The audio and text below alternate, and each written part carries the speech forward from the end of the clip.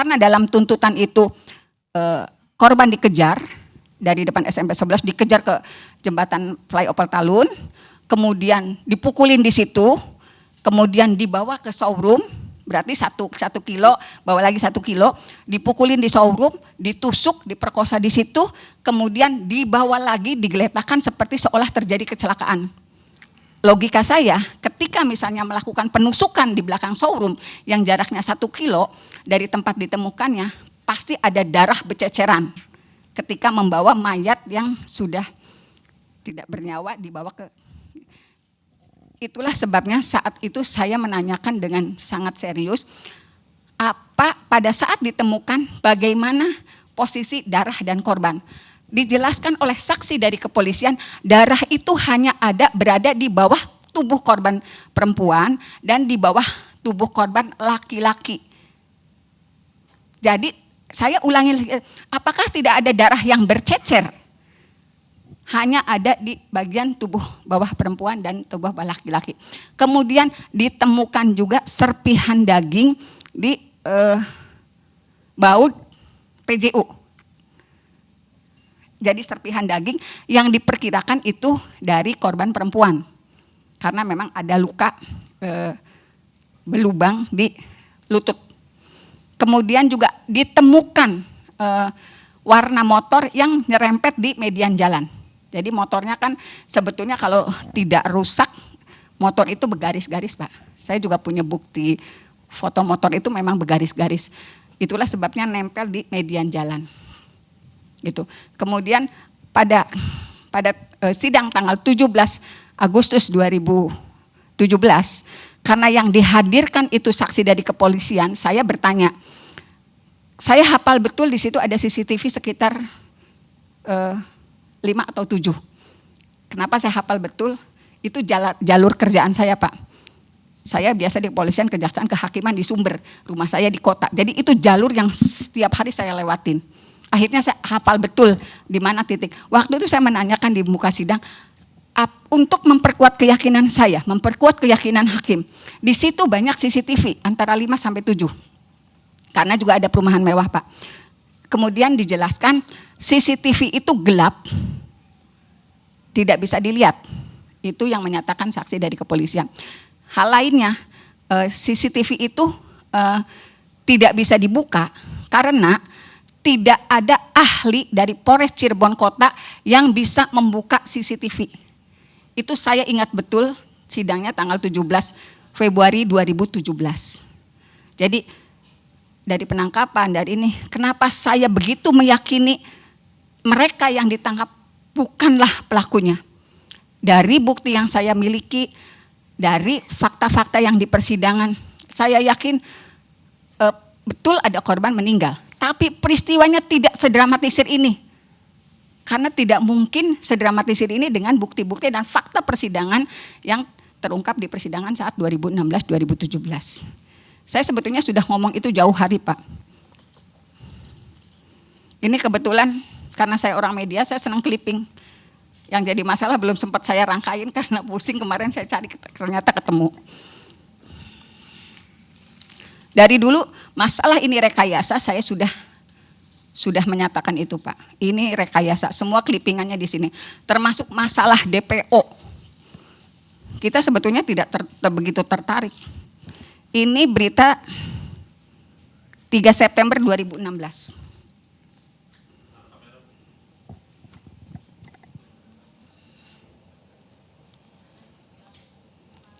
3 September 2016, polisi kejar 3 pelaku utama.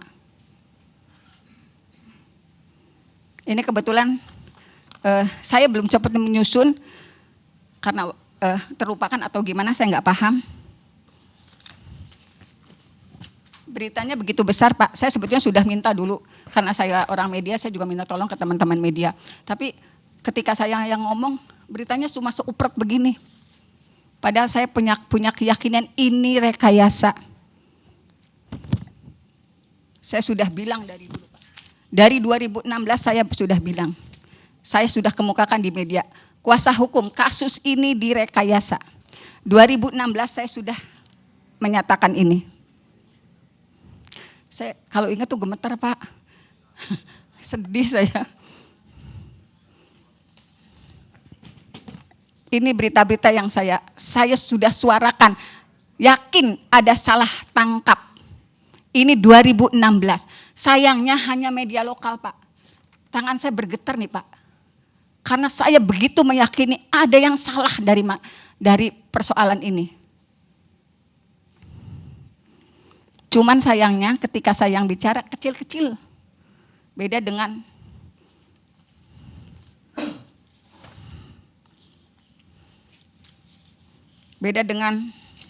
ketika hakim yang bicara atau polisi yang bicara.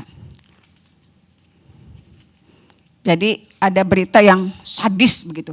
Hakim menyatakan pembunuhan ini sangat sadis, itu banget, gede banget beritanya. Cuman ketika saya ini kecil-kecil. Dan yang di blow up itu kekejaman geng motor. Padahal di fakta sidang yang mempergunakan atribut geng motor itu adalah korban. Yang mempergunakan itu terkonfirmasi dari BAP-nya Aep dan keterangan Liga Akbar.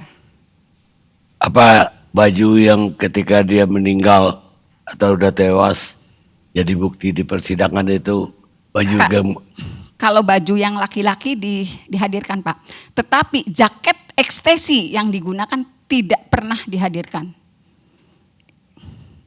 Ini kalau beritanya masalah kekejamannya luar biasa, gede banget. Giliran saya minta konfirmasi ini kecil. Baik, tersangkanya di dalam sidang nggak bantah. Tersangka Saka Tatal dan yang lainnya. Kalau Saka Tatal kan nggak ngerti cabut Pak, nggak ngerti cabut BAP gitu, nggak ngerti karena kan dia 15 tahun. Ya tapi membantah nggak ya, kedua? Membantah dan menyatakan saya mengakui karena saya disiksa dan disetrum. Waktu itu bahasanya cuma begitu, disiksa dan disetrum. Itu dia tidak bisa cerita di sidang pengadilan. Ya di persidangan. Dan kalau misalnya mencari tahu, sebetulnya hal itu sudah saya komunikasikan di media. Saya masih punya video dari TV lokal di 2016. Masih punya tayangannya. Saya menyatakan ini salah. Saka Tatal mengakui, dia terpaksa mengakui karena disiksa dan disetrum. Padahal bahasa saya waktu itu cuma segitu. Karena waktu itu saya juga susah berkomunikasi dengan Saka Tatal. Karena memang dia kelihatan shock Pak. Dia bahkan gak ngerti saya itu pengacara, gak ngerti. Dia umurnya 15 tahun, saya kondisinya waktu itu susah ngomong, saya harus pelan-pelan ngomong. Dengan Sudirman Ibu kan bisa dong komunikasinya lebih lancar. Sudirman mohon maaf Bapak, di sidang Sudirman saya pernah meminta kepada majelis hakim untuk diperiksa ahlinya. Karena dari informasi tetangganya, dari informasi keluarganya Sudirman itu agak kurang. Kalau di Cirebon ngomongnya idiot Pak, kalau misalnya mungkin kalau di Jakarta gitu OPA lu gitu. Dia tuh kalau dalam berteman dengan teman-temannya dia dibully. Dia lebih suka disuruh, lebih sering disuruh-suruh. Itu sebabnya saya pernah mengajukan permohonan untuk diperiksa ahli, tetapi ditolak oleh majelis hakim. Kemudian Sudirman juga, jadi kalau yang lain kan gini, dalam fakta sidang gitu Pak, kalau yang lain kan saya digebukin gini-gini makanya terpaksa ngaku. Kalau waktu itu pernyataan Sudirman ditanya oleh hakim, coba Sudirman kamu kenapa? Kata polisi saya disuruh, itu bahasanya. Itu saya ingat betul, jadi kalau yang lain tegas, kalau Sudirman kata polisi saya disuruh. Kalau yang lain tegas bahwa dia tidak melakukan. Iya, karena Sudirman kan maksudnya secara kemampuan ininya sangat, jadi gini Pak. Sudirman lahir tahun 1995, tapi lulus SD-nya 2012, jadi dia 10 tahun SD. 10 tahun SD Pak, naiknya tidak naiknya 4 kali. Itulah sebabnya Sudirman juga waktu itu menjadi bahan, bukan hanya mendapat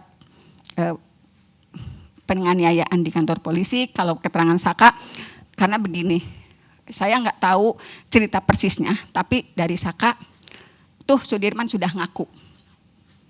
Sementara kalau dalam fakta persidangan, yang mengaku duluan itu Jaya, gitu. Tapi kalau pengakuan Saka, Sudirman dahulu yang karena mungkin lebih tidak kuat gitu Pak.